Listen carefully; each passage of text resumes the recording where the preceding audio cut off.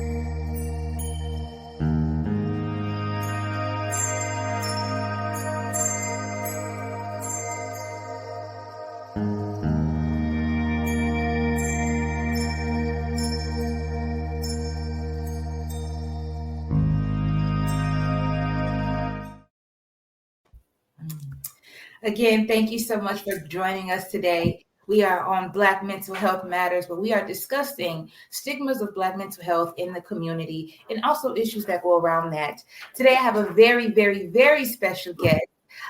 Miss Phindile Tshabalala, Cha-ba-lala, is hailing from Canada, and she is here to give us insight on the issues of psychiatric treatment. Now, I do want to just go ahead and get a little bit into Phindile and her background and all of the wonderful things that she has done. Phindile is a public health specialist, and she is in the field of epidemiology with a rich background in maternal and child health, as well as public health preparedness. She is an advocate for women's and children's rights and minority mental health awareness. Phindile, welcome. Hi, Rose. Thank you so much for having me. It's such a pleasure to have you on the show. I definitely did kind of go into your background before our meeting, and I'm just super impressed with all the contributions that you have made to the mental health field there where you are in Canada. Can you tell us just a little bit about what it is that you do on a daily basis? So currently, I'm doing a lot of freelance work, specifically working with Black youth.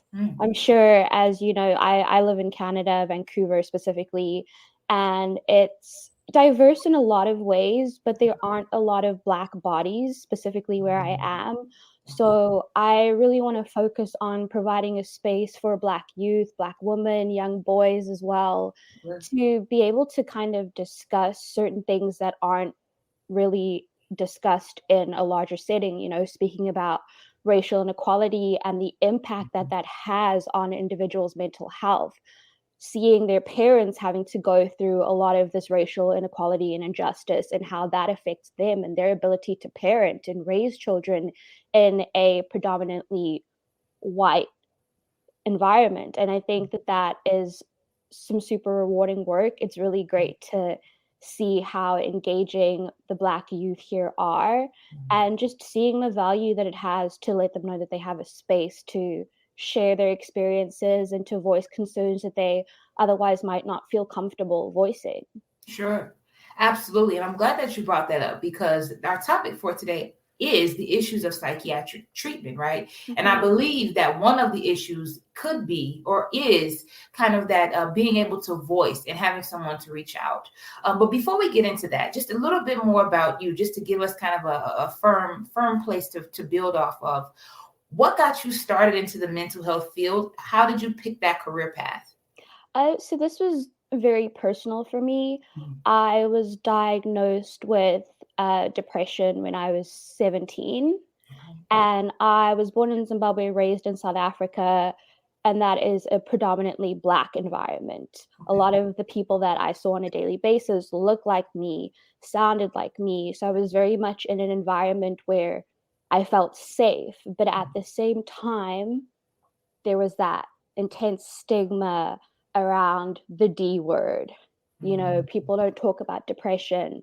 Right. I was born into a strong household of like women, and a lot of the kind of phrases are, we don't have the luxury of being depressed. We don't have the time to be sad. And so it was something that you were kind of ashamed of being okay with. Okay. And because of it, it made dealing with it, managing my depression so difficult. And I can't even remember how many times I lost track of who I was because this wasn't being addressed. I was too ashamed to address my depression. I was too ashamed to speak within my community about the things that I was feeling. And it wasn't just me. There were so many people that looked like me, that sounded like me, that were in this exact same boat. And we were all just walking around miserable because of the stigma, because of the lack of access to resources, and because we're just not talking about it. So that was really the push that I needed to say, you know what?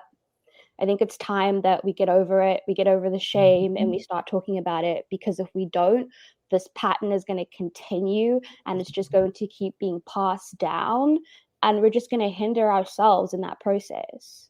Absolutely. That's a very powerful, touching thing that you said, because even for myself, I'm in the social work field. Even for myself, I find that a lot of times when you do enter into the mental health field as a professional, there's usually some sort of personal connection to that field, right? Some reason why you personally want to enter that field. So thank you for sharing that. While we're discussing it, and this wasn't part of the original lineup, but I just want to know, in the Black community, as you stated, there's a lot of shame that goes around mental health. As a mental health professional, what would be your advice to a mom of a Black boy or the dad of a Black girl or both? And they come and they say, Mom, Dad, I'm depressed. How do you think, or how should a parent handle a statement like that? Or what should they do about that? Listen. All you can do, and the best thing that you could do, is listen. Hear what's being said to you and ask what you can do. I think a lot of times, and I know this is very true for myself, when you're telling someone how you feel, the worst thing is for them to be like, you'll get over it, or, this is how life is. Sure. If someone had just sat down and said, what do you need? What do you think would be best for you? That makes all of the difference. I also would really strongly encourage anyone that does have this happen to them. If your child comes up to you, if your friend comes up to you and says, I'm depressed, do your research. We live in the 21st century. We can get onto a computer really fast. Yeah. Google depression. Google the symptoms. Google support techniques. Right. We live in a community where we have resources. It's just a point of learning about them, making sure that you know where to go if you need help, or if someone you care about needs help. I think it's so simple, but it also seems like such a difficult task. Sure. And did you ever feel that because your depression wasn't addressed, or that the people around you didn't take it seriously, do you feel like that negatively affected how you treated it or how you actually were able to manage it? Absolutely. For the longest time, there was this shame that just washed over you. So not only are you in the pits of a depressive episode that's covered with little support, little shame, no respect for yourself, and your self-perception becomes completely skewed. And so not only are you trying to build yourself up from the feelings that you're having, you're trying to build yourself up from this impression that you have of yourself. Right. And I honestly think that for a lot of people that I've spoken to as well about this, that is the most detrimental thing to their mental health. That personal shame that comes with not being heard, not feeling listened to. And just hearing you talking, someone out there may be listening and saying, okay, but what's the difference between me feeling like I'm depressed and me just having a bad day? What is the difference between that, or any mental health, but specifically depression, since that's what we're talking about? What is the difference between just having a bad day, or this is maybe a mental illness, you should maybe go get an assessment to see? I think it's so different for everyone, the way depression presents and how it manifests is completely unique to each person. Okay. You might be able to pick out specific things. Like, for example, we have a group chat where we just talk about little things, and someone will say, "Hey, I cleaned my depression room today." And for someone, that means they've lived in their own filth for 3, 4, 5 months. Yeah. There isn't even the courage to wake up in the morning and brush their teeth. Right. There is that constant fear and ongoing playlist in their mind that's telling them, "You're not worthy, you're not doing enough." And I think it's more the continuation and the presentation of those feelings Okay. as opposed to, "Today was a really bad day. I'm just gonna get back into bed and try again tomorrow." Right. It's really important to recognize if this pattern consists and how it impacts your day-to-day life and your ability to be a part of society, I think is really important. Got you. That is a wonderful answer. Very enlightening. Thank you. Because I think that, like you said, sometimes depression can show up in so many different ways. And I think that because it is unique to each person, just being able to acknowledge and have people around you to support you through those feelings is ultimately important. So thank you for that. So just switching gears just a tad bit. You are 17 years old. You're diagnosed with depression. You are managing and getting through this kind of pretty much on your own. You go and you study, and you come to Canada to study. Is that right? Perfect. You come to Canada, you study, you go to school, you're into your career. When did you start noticing that there was a disparity or difference in psychiatric treatment for people of color versus other groups? When did you start to notice that? So I went to a very small university here in Canada. Okay. I think at most on campus there was 300 to 400 students on campus at like full capacity. Wow. And it has such amazing benefits because the classes are smaller. You're interacting with your peers a lot more. You're exchanging knowledge that you otherwise wouldn't be able to exchange, and your relationship with your lecturers is so much more personal. Yes. But it was always, classes of no more than 20. And you sit there on the first day of class and you're like, yep, I am the only Black person in this class. Absolutely. And it's especially coming from an African country where that was never something that ever happened. Right. You were so used to seeing people that looked like you, that sounded like you. And I remember at the end of my first year, I got into one of my funks. I had some personal issues at home that were brought back up, and having had this pattern going in and out of it, I knew what I needed to do. I needed to go and see someone. I needed to get back on my medication, and I understood that. And I went into this counseling session, and where I felt like, okay, this is great. This is where I can just unload. I remember the response that the counselor had is she looked at me and she was like, interesting. And is that something that's culturally specific? And I remember just sitting on the couch thinking, wow, this is probably someone who has never had a Black female sit in front of them and express to them the issues that they are facing within society. Right. And this woman has absolutely no idea how to support me and how to help me, when that is exactly what her job title and description is. Exactly. And that threw me. That really, really threw me. Absolutely. Because absolutely sure, I'm Black and she's white and she's obviously lived a different life. But in my mind, I'm thinking, we're in Canada. Yeah. We're on ancestral land. Yes. Those are people of color. I would have thought that that was something that was ingrained within a healthcare professional's job, Yes, the importance of trained intersectionality frameworks, Absolutely. And so, yeah, that was kind of the moment I realized that it's very, very different for people that look like me.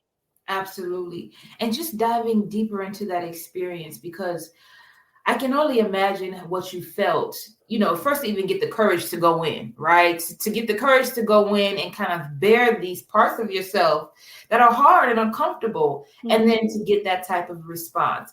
But you said something powerful. You said that in that moment, that's when you knew that there was a slight disparity, but you decided to continue your studies and do something about it.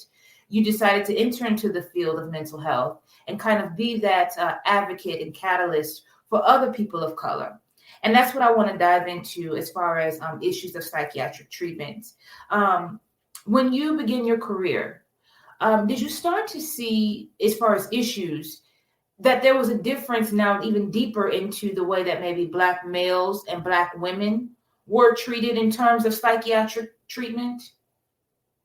Absolutely. I think there tends to be a bit more of a gentler hand when it comes to dealing with Black women. And sometimes that in itself can also be detrimental, Yes. because that undervalues the experiences of those women. But at the same time, that kind of gentle hand is non-existent for men. For a man, it's, you're not sad, you're having a bad day. You're a man. You don't get to feel like this. Those are women's feelings. We're putting gender onto something that has no gender. Right. We've put these barriers around a word, a feeling, an emotion that is so unique to every single individual that experiences it. And that in itself disadvantages an entire community. Yes, I agree 100%. And I like how you delve into the part of putting gender on these different mental health issues, right? A lot of times, because in the Black community, I feel that we put like race on mental health, like, oh, that's a white person's thing. But then even deeper inside of the Black community, Black men are not allowed to be sad.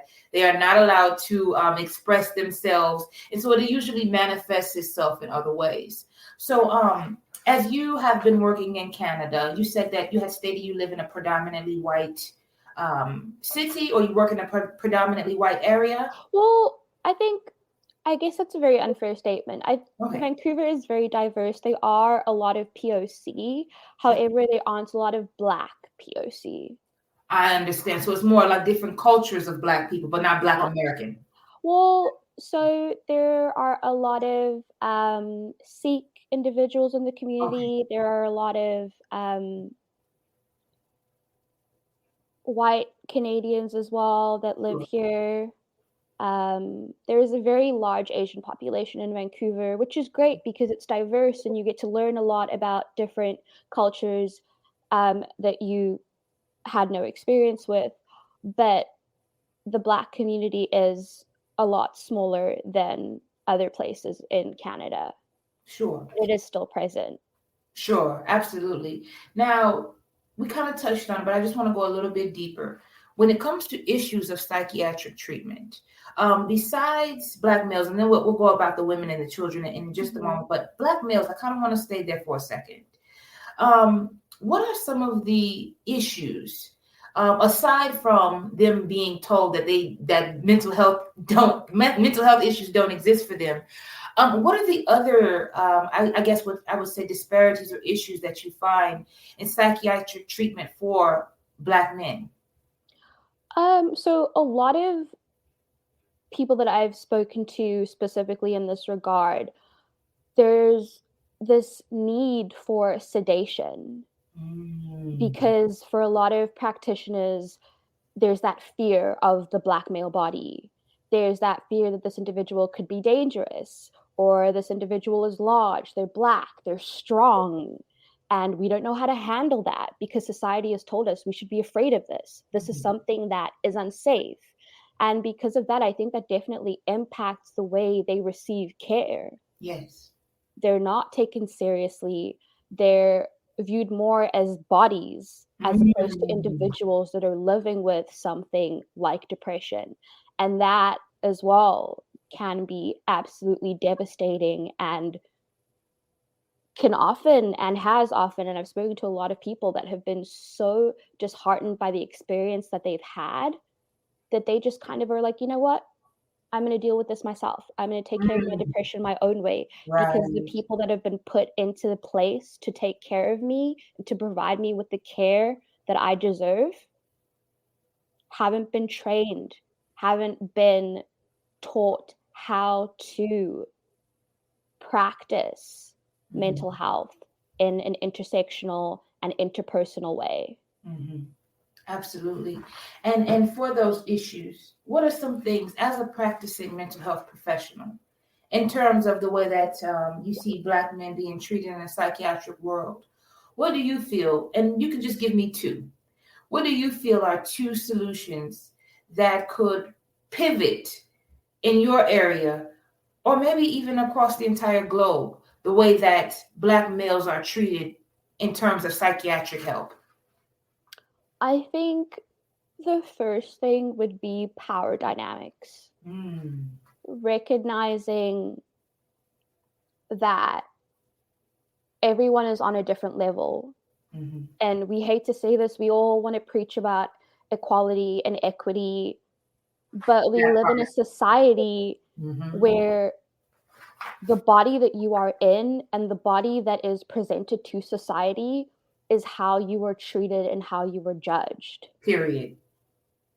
Absolutely. And because of that, we need to address power. We need to address power dynamics and the way in which we use power to practice mental health support.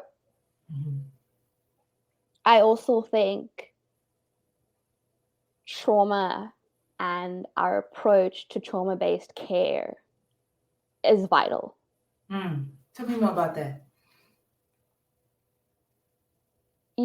I'm sure you've heard, as we all have heard, the term generational trauma. Yes. And how people speak about the way in which trauma is passed down from one body to the next, until it is really kind of ironed out from the top to the bottom.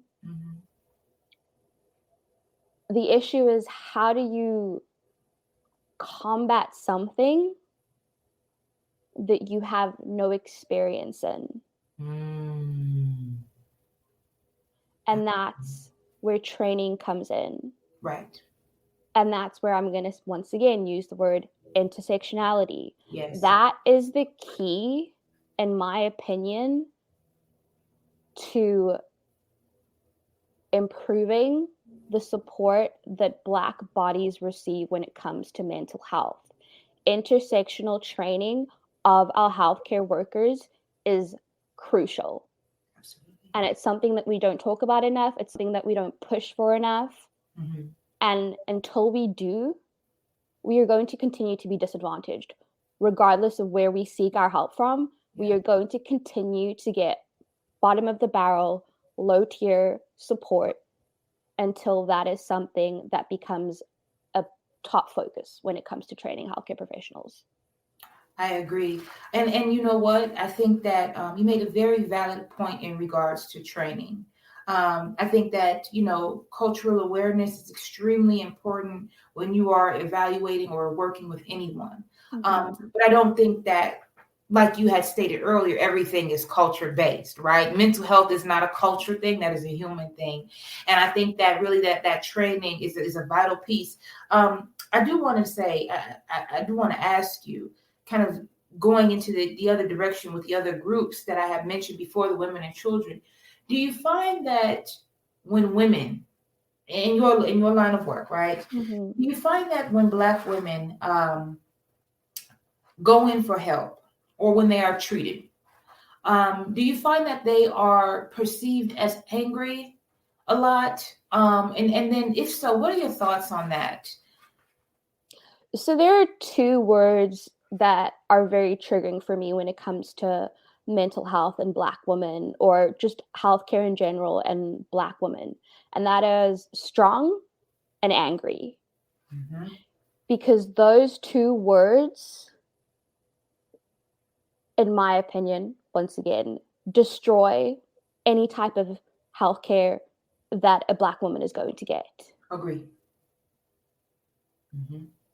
I could be perceived as angry right now in speaking about this topic by the tone of my voice and the way it goes up and down depending on what we're talking about. Sure. I'm not angry, I'm passionate. Right. But if someone that didn't look like me was having this topic and we were talking about it, they're passionate. Exactly. And so I think there are so many stereotypes that are just kind of connected to Black bodies, Black women, Black men, Black children. And those are stereotypes that we need to destroy. Mm-hmm. Those are stereotypes that should not be a part of the way someone practices healthcare. Absolutely. And I have found a lot of the women that I speak to when they talk about going to find a healthcare professional, a psychologist, a therapist, they refuse to see someone that is not a Black woman. They would rather self-medicate, self-care, self-help because of the fear of being put into the category of angry Black woman or strong Black woman. When you're pouring out your heart to someone, you don't want to sit there and hear them say, wow, you're really strong. Right. That doesn't help you at all. That it's not a compliment. No, it's you not. Don't enjoy hearing it. No. It honestly makes us feel devalued. Yes. It makes it feel like the sacrifices and the things that we've been through aren't worthwhile and don't mean anything. Mm-hmm. And so I think rhetoric is so important. The words that we choose to use are so powerful. And I think it's so important for us to take a step back and think about the language that we use when we try to address certain things. Absolutely. And that is something that also needs to be considered when we're talking about training our healthcare professionals. Absolutely. And this is just I guess, opinion-based or personal preference, however you decide. But what are some, for someone who maybe doesn't have experience in dealing with a Black woman, Black woman comes into an office, let's say I'm a white female or white male, she comes into my office expressing these things. What are some other words that I could use as a mental health professional outside of strong and outside of that kind of, I don't want to say backhand compliments because I don't think that it's maybe intended that way, but that's what it really is. What are some alternative words that a mental health professional can use when they're dealing with someone of color who's expressing these things outside of just the word strong? Mm-hmm. I think one thing that I found works for me is having them repeat the words that I use back to me. Mm-hmm. Because one, that lets me know that you're listening. Sure. And two, that lets me know that you're not putting any of your outward views of me into this conversation. Sure. I think another thing is it's okay to ask what someone needs. Right. You don't have to have all the answers. You could say, listen, as your healthcare professional, what do you need from me? Right. What are the kinds of things that you feel I could do to support you on your journey to well-being? Mm-hmm. You know, the word strong, though it has a lot of positive connotations, in the context of women dealing with the struggles that they do on a daily basis, it's not comparable. It's not, no. It's absolutely incomparable. And that, I don't even know if there's a word that you could use. I mean, you could say, I recognize the struggles that you have been through. I could never imagine myself in that position. And I commend you on the determination that you have to continue to do better and to be better. Just positive reinforcement in a non-condescending way goes a really long way. Absolutely. And if my therapist said that to me, I would be so happy. I would feel like I can talk to them about anything. Mm-hmm. If they just use those kind of words, instead of calling me strong, compliment my journey, compliment how I've overcame, instill in me those positive reinforcements, like you just said. That's really, really good.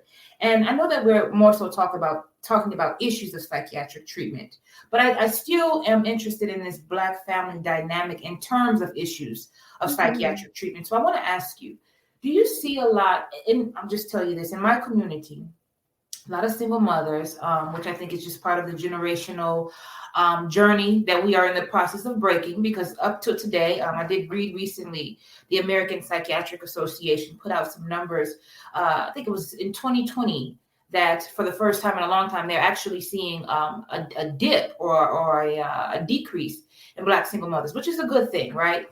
Do you feel, or do you see in your line of work that parents or Black mothers, Black fathers, single together, do you find that there is shame in them seeking treatment for their child?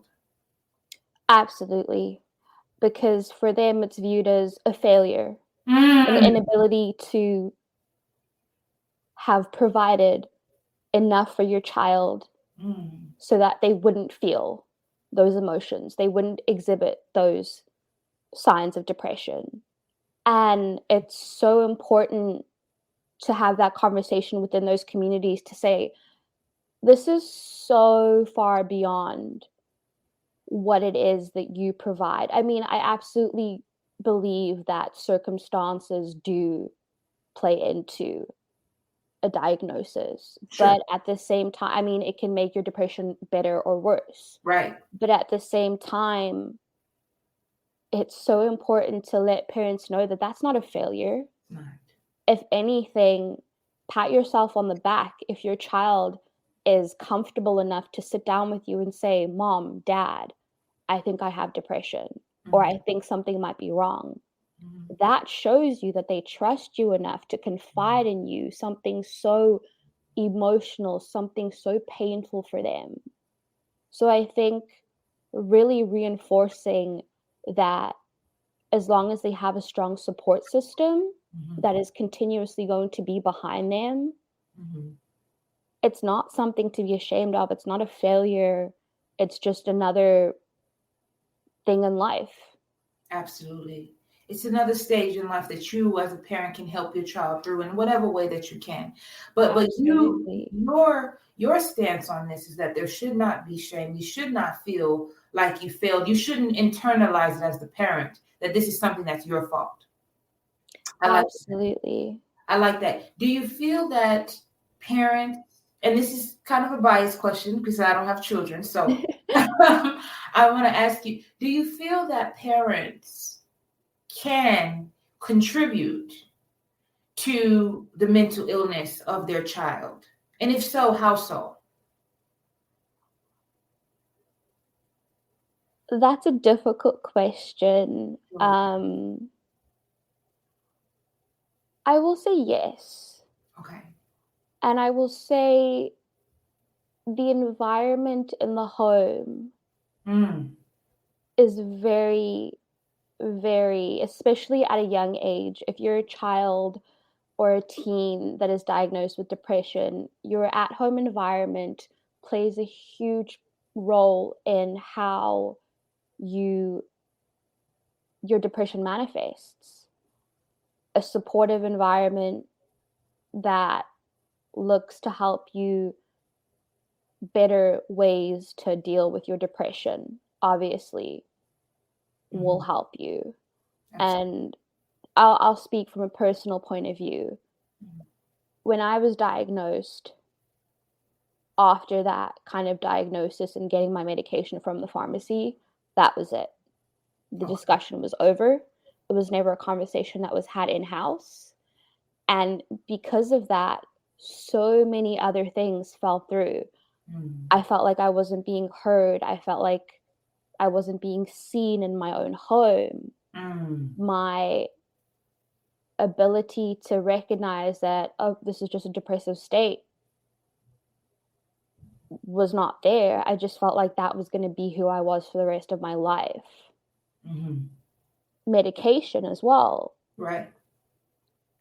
I thought, I'll take this for 3 months and then be done with it. It was very much an individual thing that I had to go through on my own, and because of it, that journey was so difficult and honestly really did impact how my depression manifested. So I think a supportive home where the research is done is so important. That's honestly the one thing that I would push parents to do the most. Do your research, be supportive, be whatever it is your child needs you to be. And it's so easy to say, but how do I know what to do? Ask them. Mm-hmm. Sit down with your child and ask them, as your mom, as your dad, as your aunt, as your grandparent, what do you need from me to support you? And go from there. There's nothing wrong with not knowing what to do. Mm-hmm. Absolutely. And I like how you ended that with that there's nothing wrong with knowing what to do, because I think a lot of times in the Black community, that's part of the problem. My child is coming to me saying that they're having these thoughts of suicide or whatever, that it may be in terms of mental health.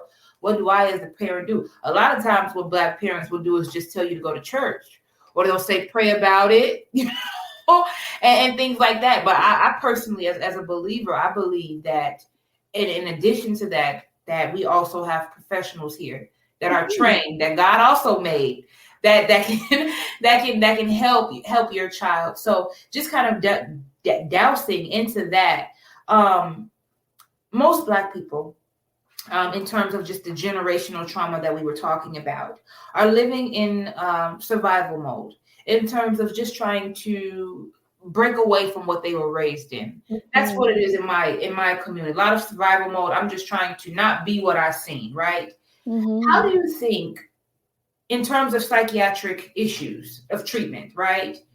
Do you think, how do I want to ask? Do you think that a mental health professional should be versed in the background of the individual before they start treatment? So just to double check, in terms of individual, do you mean the specific person that is going to seek their help? Yeah. So like if a person, walking into a therapist, I'm a Black person, I'm a Black male, but I come from this traumatic environment, violence, drugs, things like that. Do you think that professionals address those traumas, should address how that person grew up or their background? Or do you think that it's more effective and helpful to kind of address where they are now and how to manage current mental illnesses that they're dealing with? I feel like it's valuable to address the start. Okay. And I say that only because depression is a loop. A lot of the things that manifest with depressive feelings are things that happened in the past that are playing over and over again in your head. Things that might have happened 10 years ago that you forgot about, but now you're in this depressive state and they've come right up again. Remember when I said that thing, or I did that thing, or I wasn't good enough in that? Is this going to be the exact same situation? I think it's so valuable to recognize what's happened in the past, because that's how you heal. Absolutely. Absolutely. And I know the person that I see, their intake was write a little bit of a paragraph on your journey from start to finish, where the depression started and where you are now. The big parts in your life, the big moments in your life where your depression was really, really bad, and when it was something you thought you would never experience again, because that's exactly what depression is. You get on that high and you're like, I was depressed. I can't even remember what that feels like. Right. And then you get into that low and you're like, I don't remember when I was happy. Sure. And so to be able to map that out and pinpoint what was happening in my life, are there patterns? Can we connect the dots? If we can't, that's okay too. Absolutely. That also will help us in our treatment and our journey.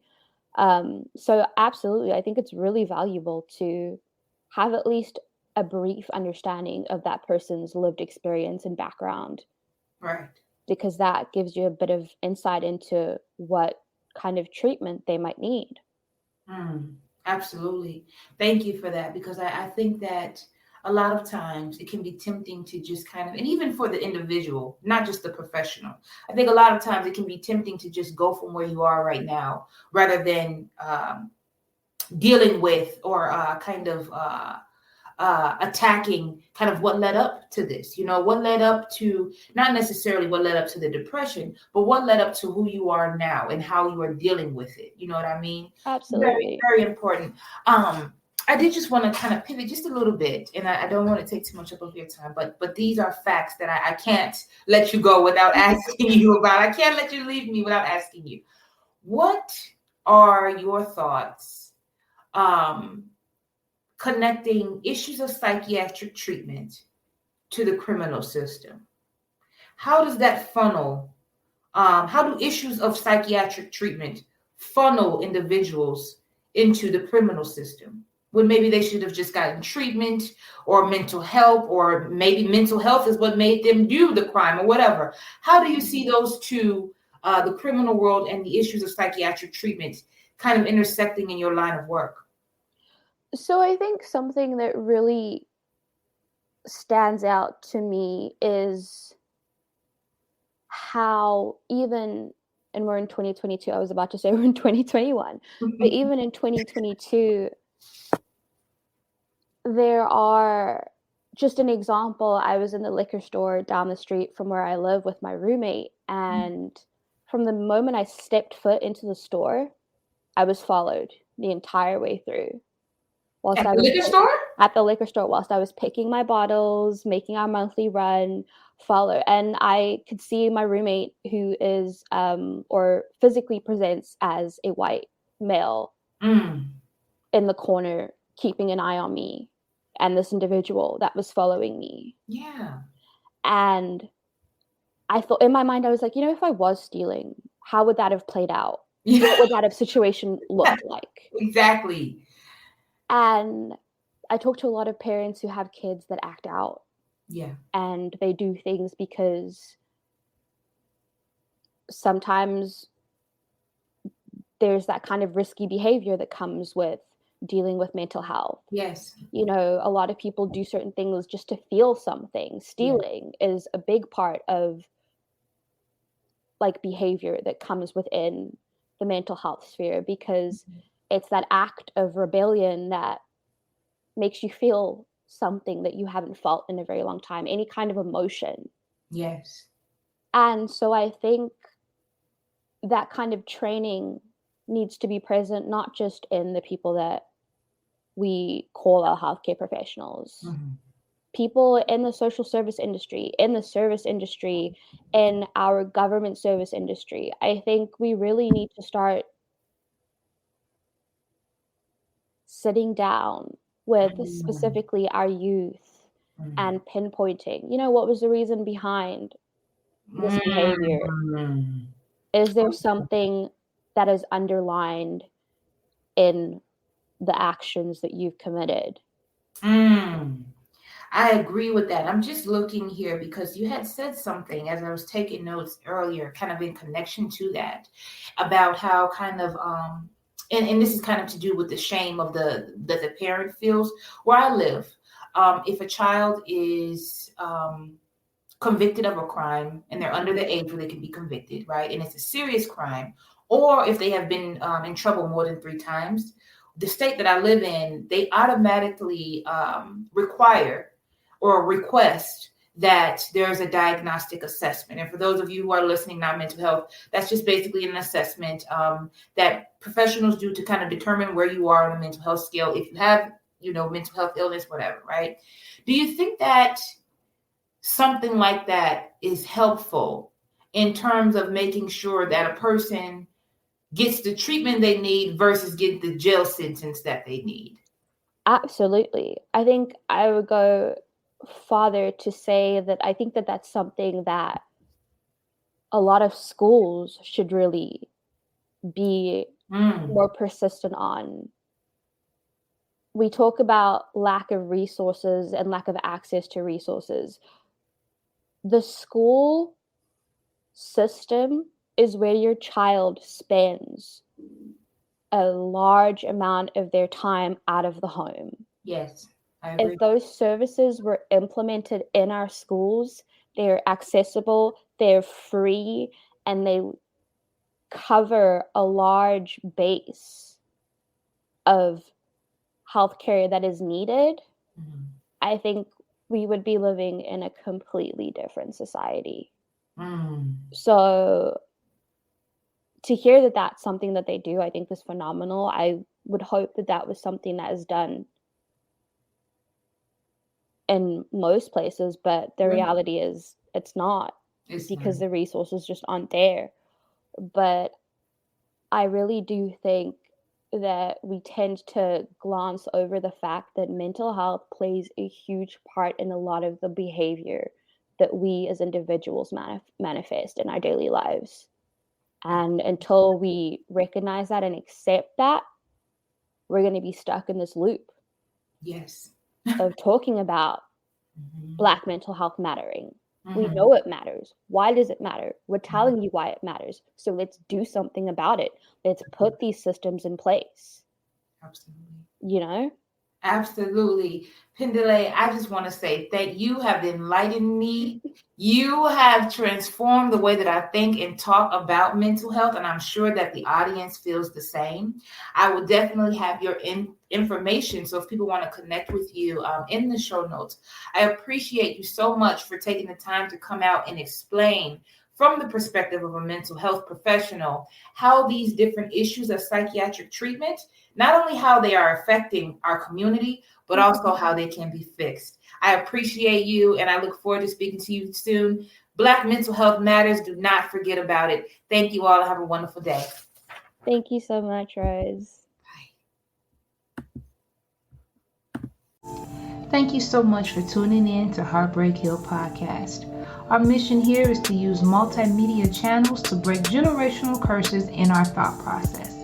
Our motto here is breaking hearts, blowing minds, one conversation at a time. Please note that our entire production is brought forth by listeners and viewers just like you. Thank you. If you'd like to support the show, please visit our website at heartbreakhillpodcast.com.